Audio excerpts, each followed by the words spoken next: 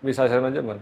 Dan saya yakin nih pada saat nanti ada yang nonton, saya bilang ini judi, lu aja kalah soalnya main sahamnya. Itu pasti Pasti. banyak banget. Coba lu aja nggak tahu caranya. Iya. Kalau bilang nggak tahu caranya, saya ini dari pemain retail sampai kita ngebandarin, saya ini ngegerakin saham juga, sampai kita nge-IPO-in. Kita ngerti dunia gelap-gelapnya.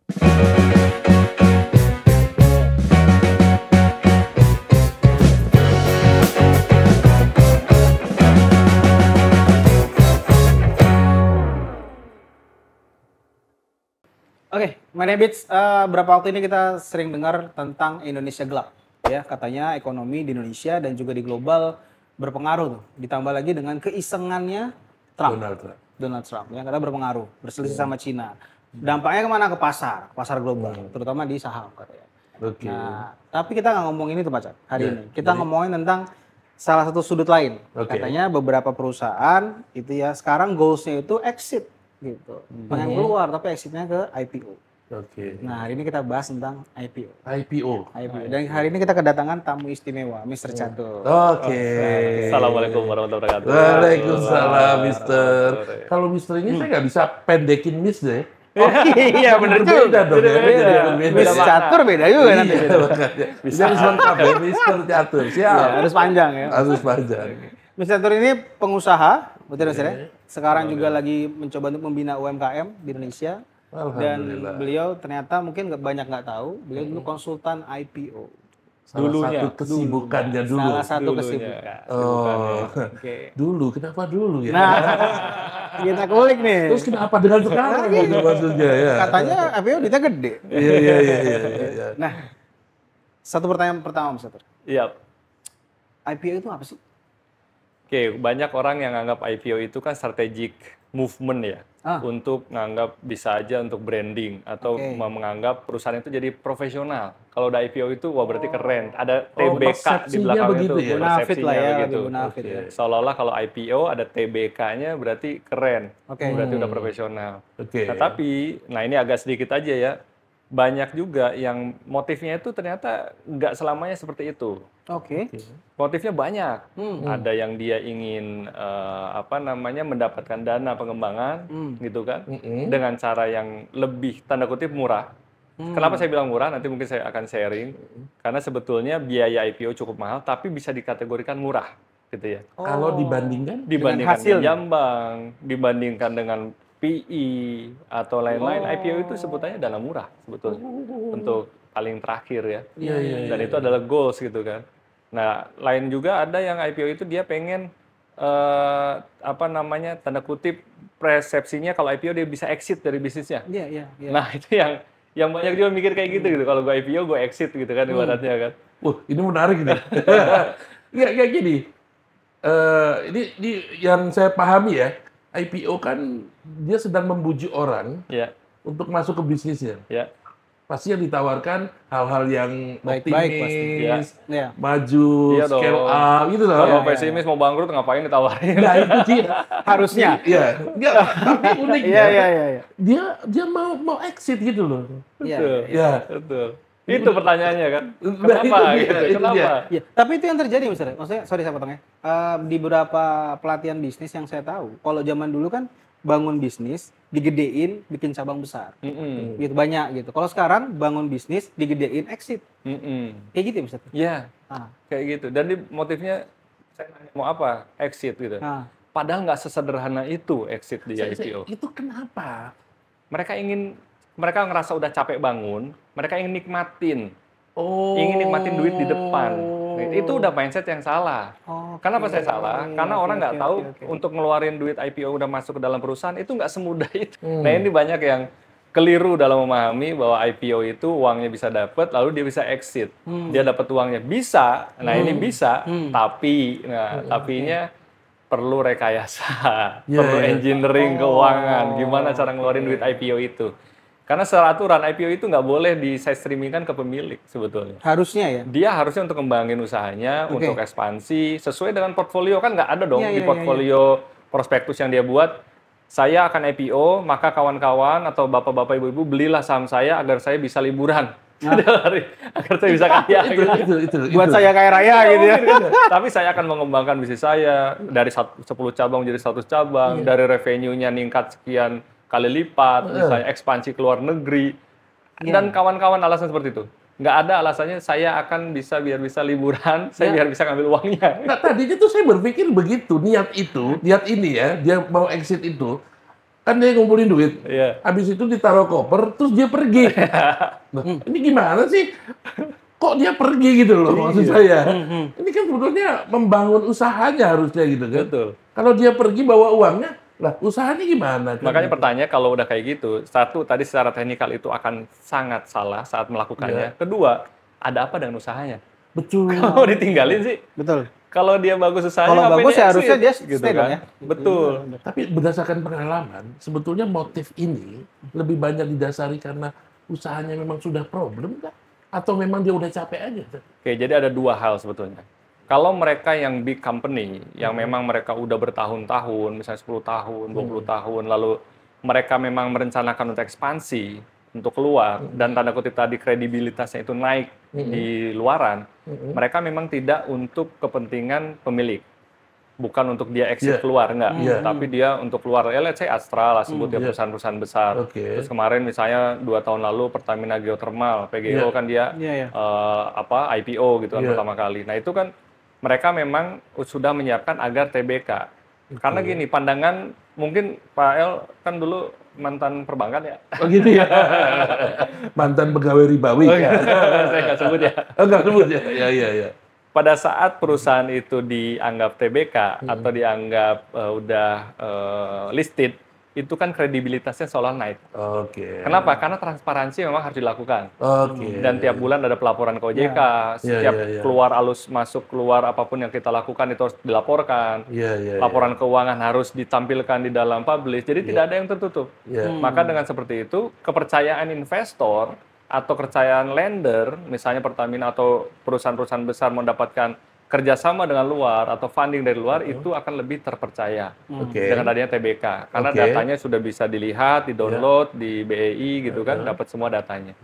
Nah yang kedua, yang sayangnya sekarang itu entah, saya nggak tahu apa landasan dibalik keputusan negara atau OJK itu bahwa ada papan akselerasi, UMKM itu bisa IPO, maka banyak banget UMKM yang belum siap itu langsung IPO gitu kan, dengan harga fantastis, dapat uang 100 miliar, 50 miliar, tapi kan langsung drop. Ya. Kenapa? Karena mereka tidak sustain, tidak fundamental bisnisnya udah nggak kuat sebetulnya. Tapi mereka butuh dana murah. Kenapa saya bilang murah Pak El? Karena nggak ada bunga.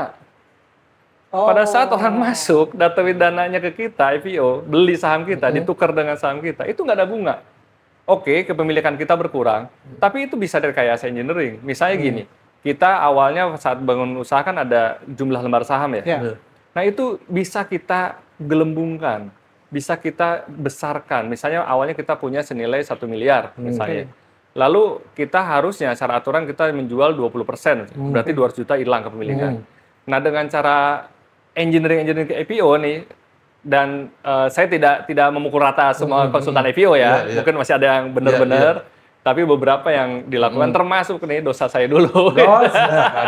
Itu melakukan seperti itu, sehingga seolah-olah modalnya tuh jadi 50 miliar. Nah dipotong 20%, dia tetap secara awal dia malah tidak kehilangan apa-apa, tapi dia dapat uang, dapat cash ya. tanpa harus bayar bunga, tanpa harus agunan, iya kan? Murah dong. Nggak dikejar-kejar debt collector. Tapi proses IPO sendiri murah nggak? Nah, proses IPO itu tadi, range-nya itu memang bervariasi. Semakin prudent, semakin rapi laporan keuangan, legalitas, dan lain-lain, itu bisa jadi lebih murah. Tapi semakin tidak mudah untuk diprospektuskan. Nah, semakin kacau, semakin jelek laporan keuangan, itu semakin mudah diatur, dipoles, tanda kutip, agar nanti prospektusnya juga bisa ngikuti lebih enak. Kayak gitu. Itu yang dilakukan ya. Tapi sekali lagi ini tidak mengukur rata semua. Tapi pengalaman yang saya lakukan ya mungkin saya salah waktu itu karena menganjurkan seperti itu ya. Makanya saya dulu. Jadi pernah menganjurkan seperti itu ya? Sangat. Catat. Ini kawan-kawan pengusaha Jogja ini pernah, mungkin kalau saya sebut, pada gitu kenal ya? juga. Jadi langganan juga gitu ya? Iya. Saya mau IPO, kita ngobrol deh, saya bilang kan kayak gitu. Karena cuannya emang gede. Saya sebagai konsultan itu nggak modal apa-apa bisa dapat duit miliaran. Itu jadi dari sekian persen yang atau jadi lembar saham? Enggak, langsung di depan. Di depan. Ijarah. Konsultan itu ijarah. Iya kan ijarah. Iya benar. Sekarang udah belajar, akan ijarah. Nah, tapi gini ya Mas, itu bisa ditargetkan jumlah dana yang masuk nggak? Bisa. Bisa kejadian atau faktanya ternyata lebih besar dari yang ditargetkan? Dari yang targetkan lebih besar enggak, karena kan ada dipatok. Ya, dipatok tadi misalnya 20%.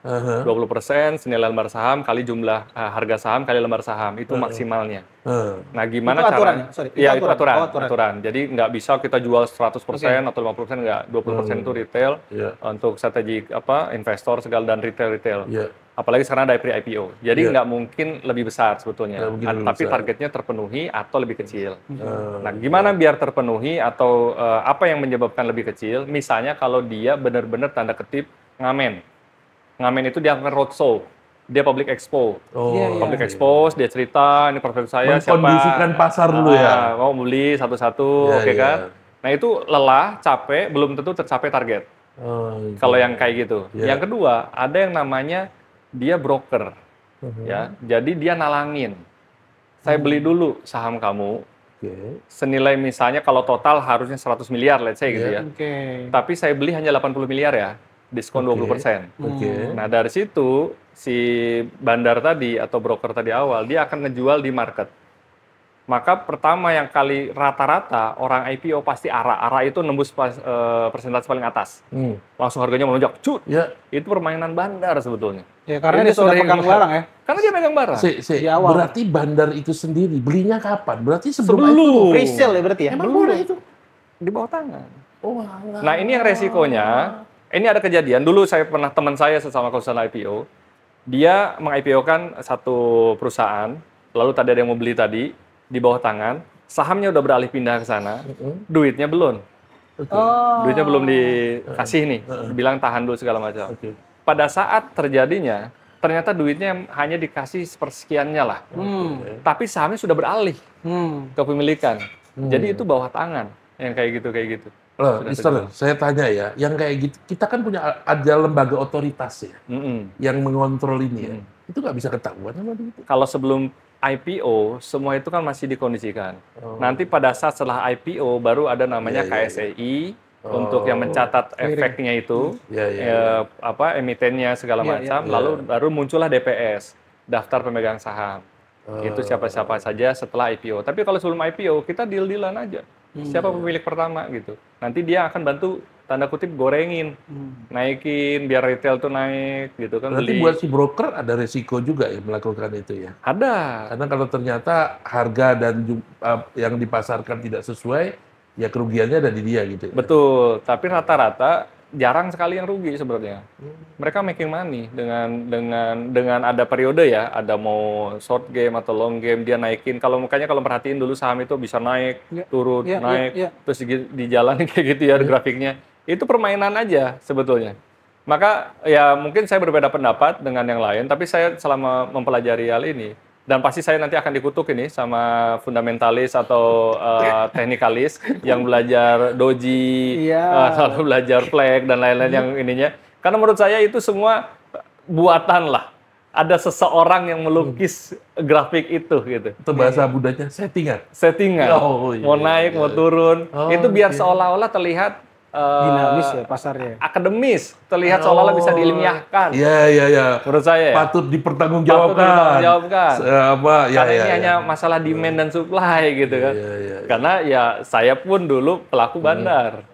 Jadi saya bisa setting harga mau saya naikin berapa, lalu saya turunin lagi, saya naikin lagi, saya bikin grafiknya mau jadi seperti apa ibaratnya. Nah itu saya bisa buat. Tapi kalau ngomongin gitu berarti bandar nggak sendirian ya? Enggak lah, tim.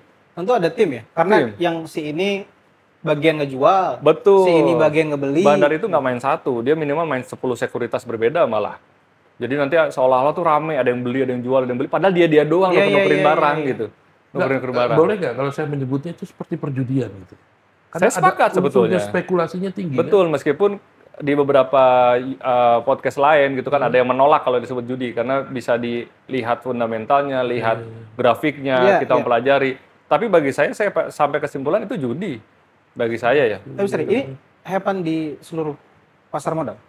Iya, di secondary market ya mostly kayak gitu. Contohnya gini ya. Nggak cuma Indonesia kan berarti? Betul. Kalau saham itu berkaitan dengan fundamental sebuah perusahaan, ya, ada perusahaan yang tidak baik-baik saja tapi malah sahamnya meroket. Ya. Ada perusahaan yang untung terus, tapi perusahaannya turun. Boleh saya sebut contoh nggak? Boleh. Contoh misalnya dulu S Hardware. S Hardware itu perusahaan sehat. Iya. Perusahaan yang untung, tidak ada utang, cash-nya besar, tidak ada kerugian, pokoknya untung. Tapi sahamnya lama-lama turun. Kan berarti tidak ada korelasi antara fundamental dengan saham. Kalau orang bilang fundamentalis, tunggu aja nanti ada koreksi dan lain-lain. Enggak. Tapi yang ada terjadi adalah fund flow, aliran uang.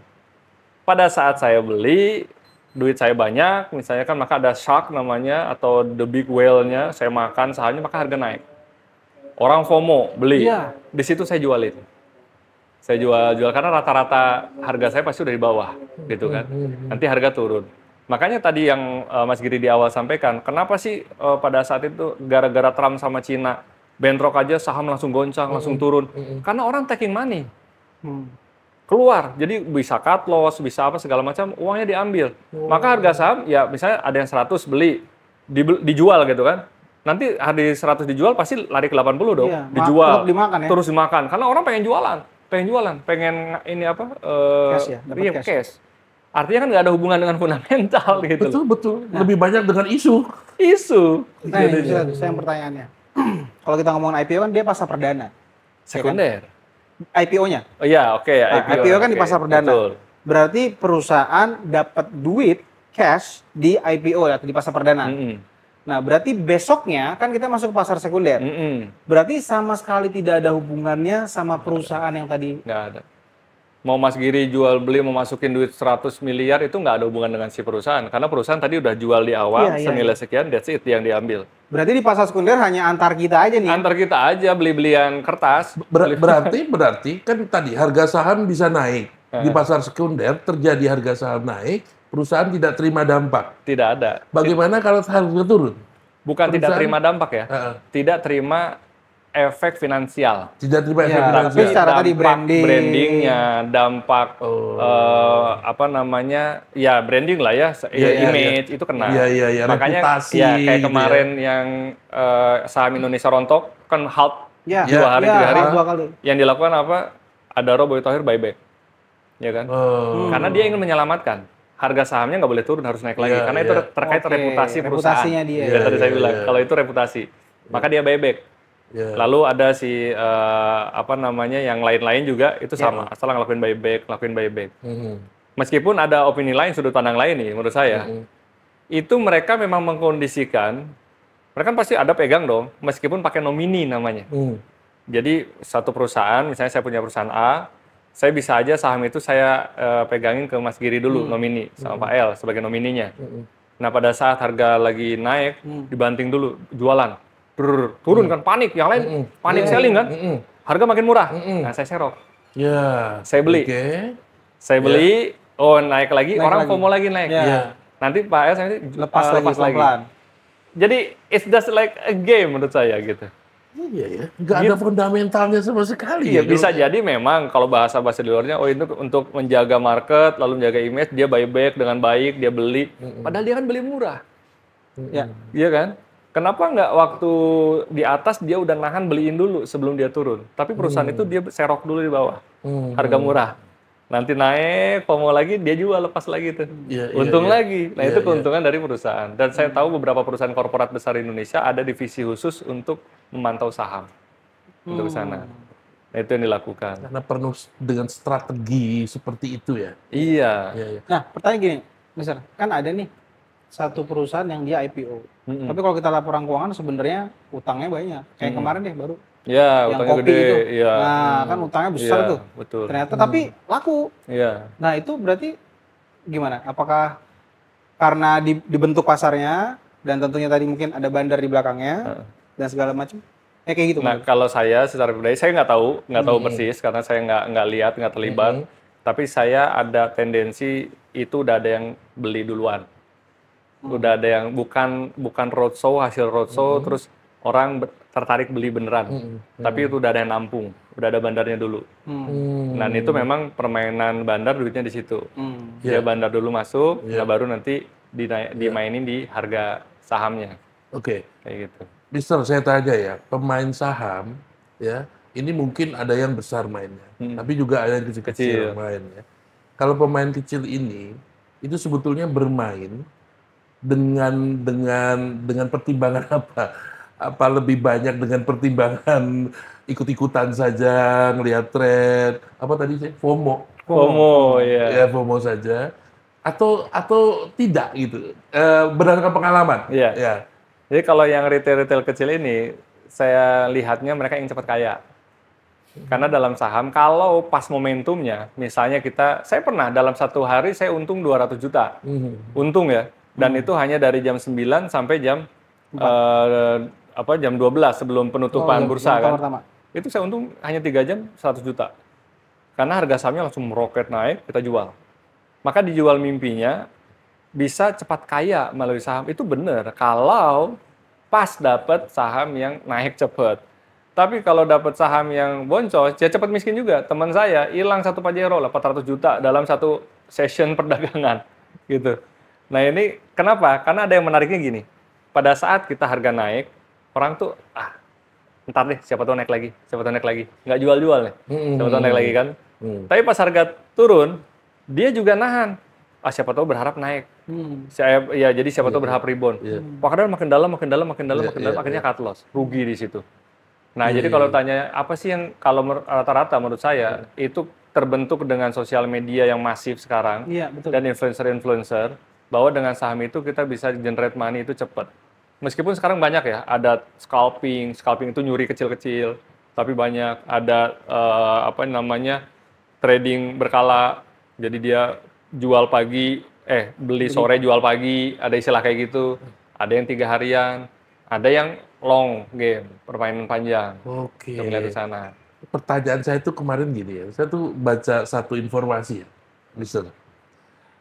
Mengenai orang terkaya di Indonesia saat ini si A, gitu kan.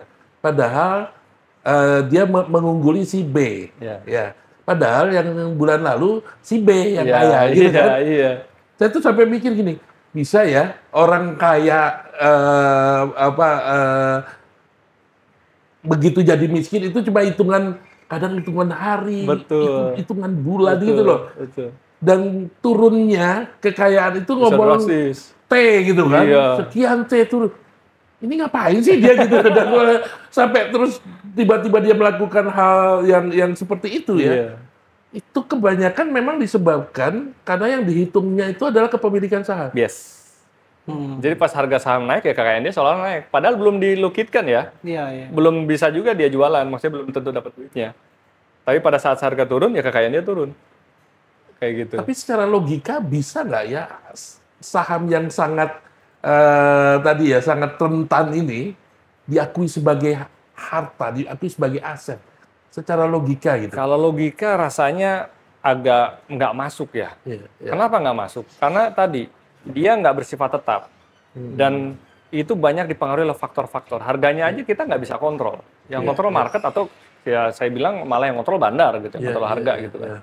Maka kalau kita bilang dia sebuah harta, di mana letak value-nya gitu sebenarnya ya. Oke, dia memang kayak orang dulu saya juga termasuk yang menyarankan nabung saham. Nabung deh, nabung saham di blue chip gitu kan. Karena nanti lama-lama naik segala macam. Betul. Ya itu bisa jadi kalau yang itu lebih low risk sebetulnya. Karena dia bisa jadi perusahaan itu akan memang naik value sahamnya dan kita nabung itu bisa jadi lebih nilainya lebih besar. Ada gain, ada gainnya. Dan juga kalau panjang kayak gitu kita diajarin nyari yang ada dividen, gitu kan, setahun 2 kali gitu. Nah itu lumayan ada pembagian. Nah itu mungkin dari sisi orang yang long game, memang itu nggak termasuk kategori judi seolah-olah ya, long game nih. Tapi sekarang gini, saya masih ada, jujur aja masih ada nyangkut saham gitu ya. Tapi saya juga udah lupa passwordnya, jadi saya mah yaudah biarin aja deh. Terus gitu ya. Dulu saya beli di Blue Chip nih, Mas Giri, Blue Chip yang orang-orang udah bilang ini paling kuat dan lain-lain. Saya beli misalnya di harga 5.000 perak nih. Harusnya secara histori itu namanya Blue Chip itu dia naik, ngikutin IHSG. Karena dia sebagai pembobot IHSG. Sekarang harganya tinggal 1.000. Jadi saya sudah rugi secara 40% tanpa saya juga tahu kenapa gitu kan. Nah itu kan jadi kontradiktif gitu. Kalau kita bicara, oh nabung saham itu pasti aman, pasti safe, dan lain-lain, ya itu agak-agak nggak masuk sih menurut saya logikanya. Betul. Gitu. Oke. Menarik. Dividen. Ya. Nah, dividen katanya perusahaan membagi profitnya kepada para pegang saham. Duitnya dari mana? Nah, kalau dividen itu memang duit dari keuntungan perusahaan. Memang dari perusahaan? Dari perusahaan. Okay. Karena dia kan, kita yang pembeli saham itu memang terdaftar di kustodian itu, kita pemilik perusahaan. Even satu lot atau satu lembar saham kita pemilik. Maka saat perusahaan membagikan dividen, ya mereka membagikan ke seluruh pemegang saham sesuai dengan porsi saham yang dimilikinya. Misalnya dividennya Rp100 per lembar. Ya kalau dia cuma punya 1 lembar, dia dapat 100 perak. Dipotong pajak. Kalau dia punya 1 juta lembar, ya 100 dikali 1 juta, 100 juta. Nah itu memang dari dana perusahaan dividen. Dan perusahaan-perusahaan besar yang sehat memang masih memberikan dividen. Nah yang khawatir itu kan sekarang mindset tadi kawan-kawan yang datang gitu kan, mau, ya ini juga salah saya dulu saya ngedorong mereka untuk IPO, terus mereka udah siap, datang lagi, saya udah nggak lagi IPO, udahlah itu kagak bener. Iya. Gimana? Gara-gara semua ini provokator insaf ini. Kok sekarang malah kagak sih kayak gitu kan? Ya kenapa? Karena tadi mereka mindsetnya ingin duit itu mereka pengen menikmati di depan. Pada saat sekarang konfirmasi, kenapa sih pengen IPO? Ya saya udah capek lah, udah bangun bisnis, saya pengen nikmatin dong di depan segala macam gitu kan. Lo kenapa nggak gedein dividen aja kalau nikmatin? Kan logikanya seperti itu ya. Kalau usaha ada ya gedein bagi hasilnya aja. Nggak usah ekspansi gede-gedean lagi. Bagi hasil gedein nikmatin gitu kan. Kenapa butuh IPO untuk sananya? Nah itu satu. Yang keduanya teman rata-rata yang datang juga ya tadi dia ingin perusahaannya ini sellable. Jadi kalau perusahaan yang IPO, nah ini juga sesuatu yang mungkin jarang diketahui ya. IPO itu kan ada inisialnya. Misalnya Giri Catur, misalnya PT-nya. Namanya Gica, misalnya gitu ya. Nah Gica ini awalnya usaha kafe. Lalu kita sepakat kita mau jual cangkangnya. Ya. Nah ini kan menarik kan, tahu ya. Jadi si perusahaannya ini tetap punya kita tetap usahain kafe, tapi nama Gicanya dibeli sama orang untuk akhirnya usaha dia yang lain. Sehingga dengan mudah dia sudah IPO, sudah TBK, bisnisnya sudah berubah. Awalnya kafe, terus dia jadi ternak ayam, tapi sudah IPO. Nah itu laku, jualan ini aja laku. Dulu waktu dia IPO, kan data yang dipakai data kafe dong. Iya. Nah itu kok bisa berubah menjadi bisnis lain? Lah itulah luar biasanya. Luar biasanya beliau dulu. Gitu loh. Ini saya lagi ngebayangin dosanya. Itu dia. Makanya kita dulu. Loh, Pak El, saya tuh ada beberapa revenue stream ya dari IPO itu ya. Tadi ada konsultan Ijaroh ya. Iya. Terus yang kedua, saya kan berpikir, saya ini usaha real ya. Saya ada beberapa usaha yang saya jalankan. Lalu dari uang yang saya punya atau idle money itu gimana caranya bisa ternak lebih cepat. Dan akan multiply kalau pakai duit orang lagi, ya kan? Gimana caranya saya bisa dapetin uang lebih banyak tanpa uang saya yang banyak keluar, tapi orang lain yang lebih banyak. Nah, itu menarik ya? Untuk ngembangin usahanya situ? Enggak, untuk dapetin duit. Untuk dapetin duit. Contohnya gini, tadi ya, perusahaan itu dia secara aset misalnya baru senilai 10 miliar. Sedangkan secara aturan minimal 50 miliar, misalnya kayak gitu. Nah, itu ada namanya kita skema fund flow. Fund flow itu ngalirin uang. Ngalirin uang saya, Pak El saya pinjam ya uangnya nanti saya bagi hasilin sekian. Dan itu bagi hasil fund flow itu bisa 70%. Jadi kalau kita minjemin 1 miliar, kita bisa dapat 700 juta hanya dalam 2 minggu. Oh ya? Untuk nyehatin si perusahaan tadi. Terus, betul. Terus uang itu diapain sama Mister?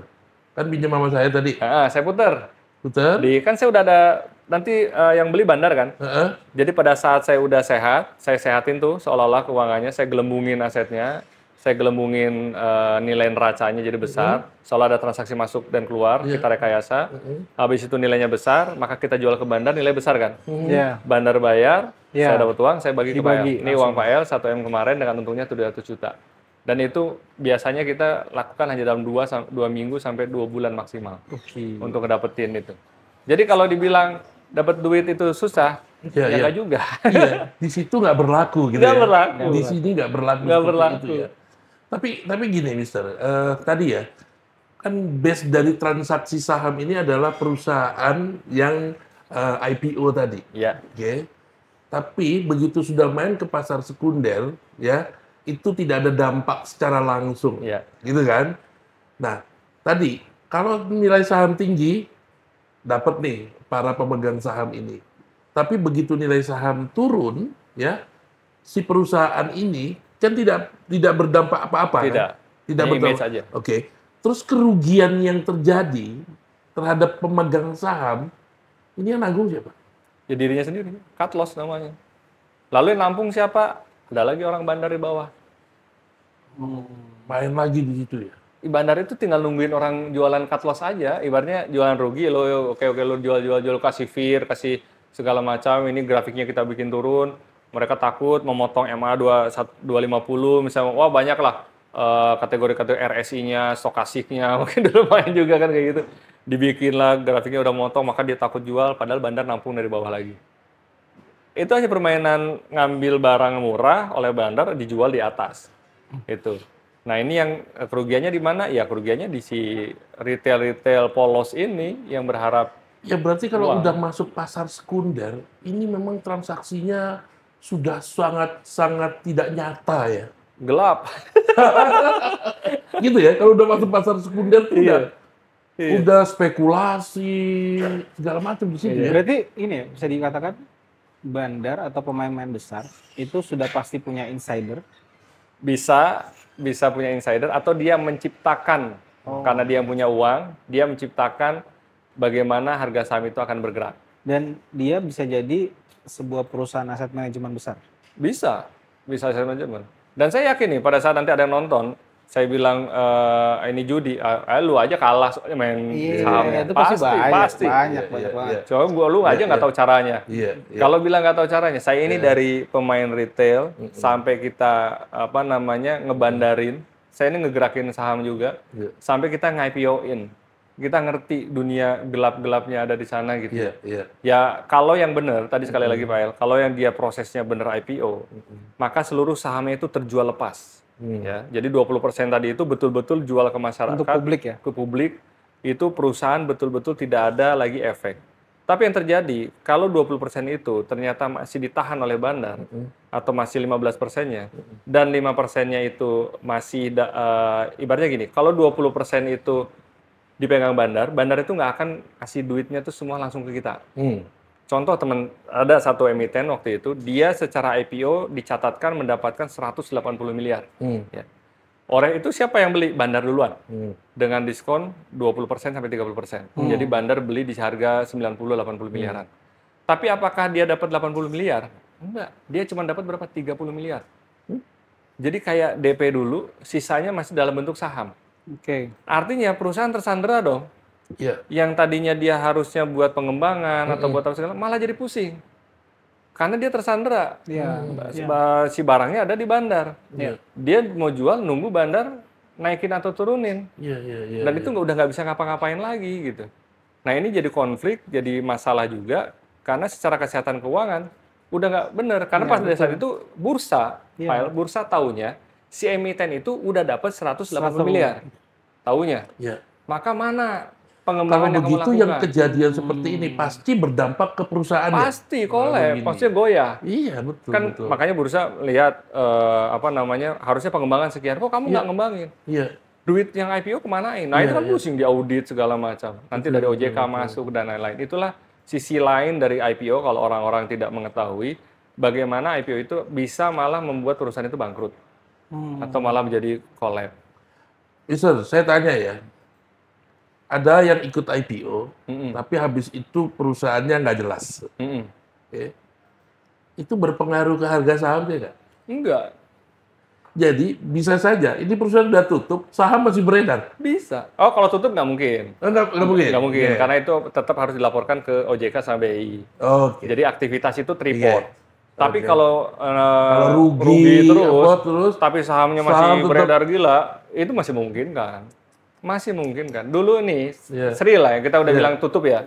Sril itu dibilang fundamental terkuat. PER-nya rendah, PBV-nya tinggi segala macam. Itu Sril, si rezeki itu.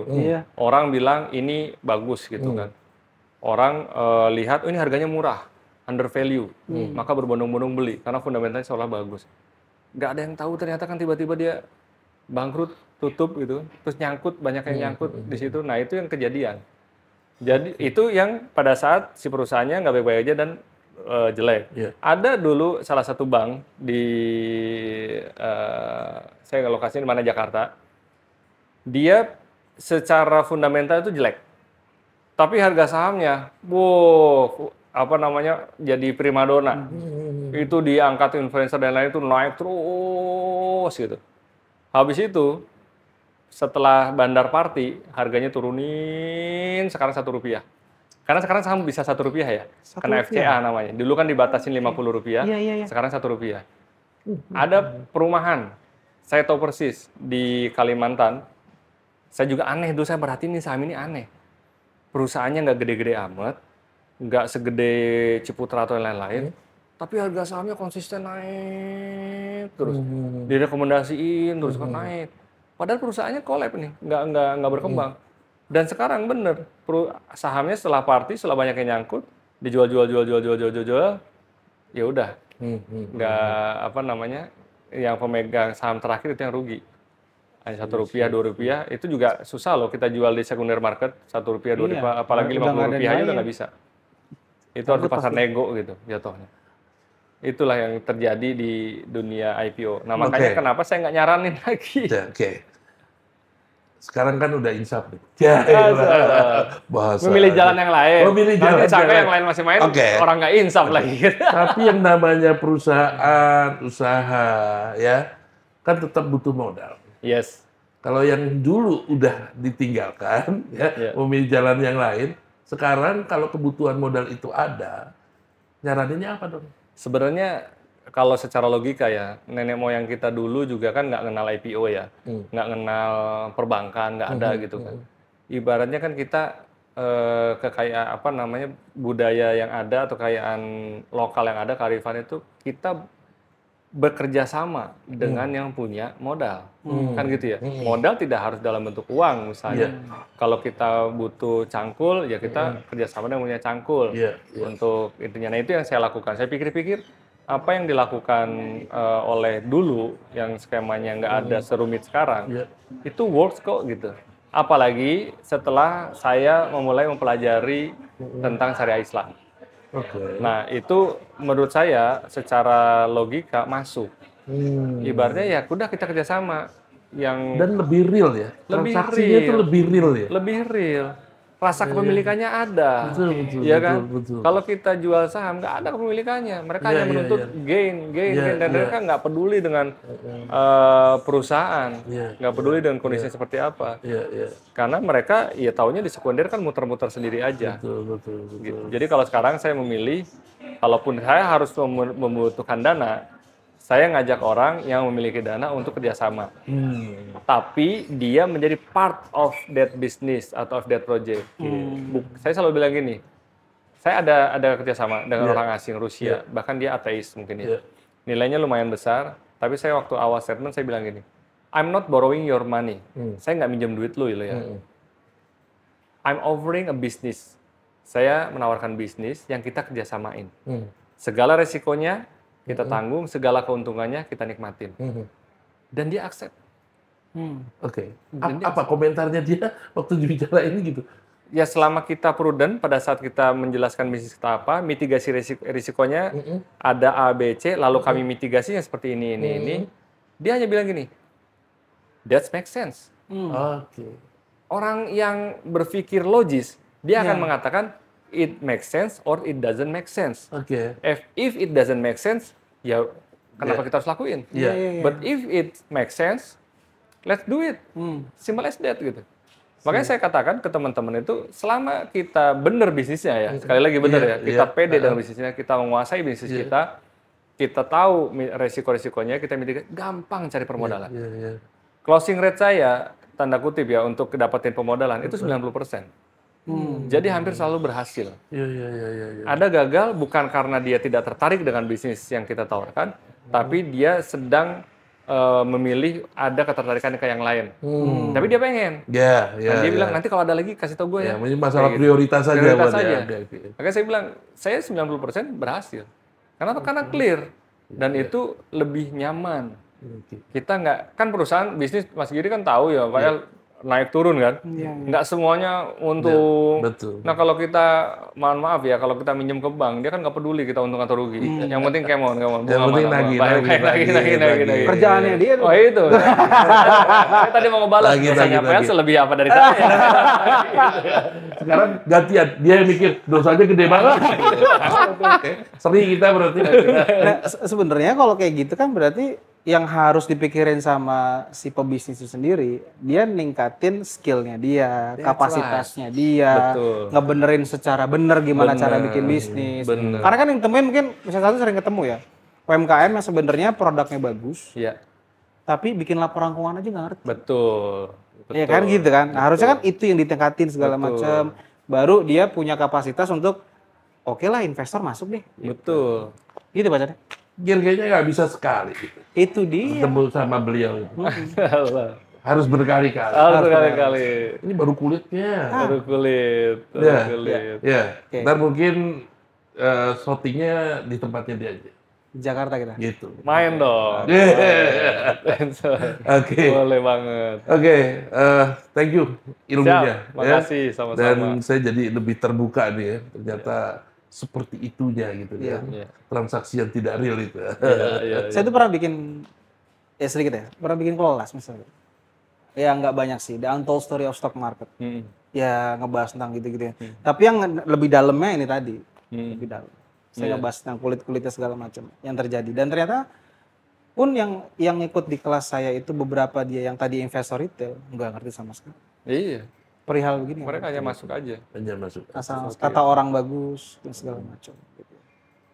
Oke, gitu. Siap. Semoga ini bisa memberikan pencerahan kepada teman-teman Money Habits dan keputusannya kembali lagi ke Money Habits. Apakah akan mau diambil? Kalau mau diambil, pikir ulang lah ya.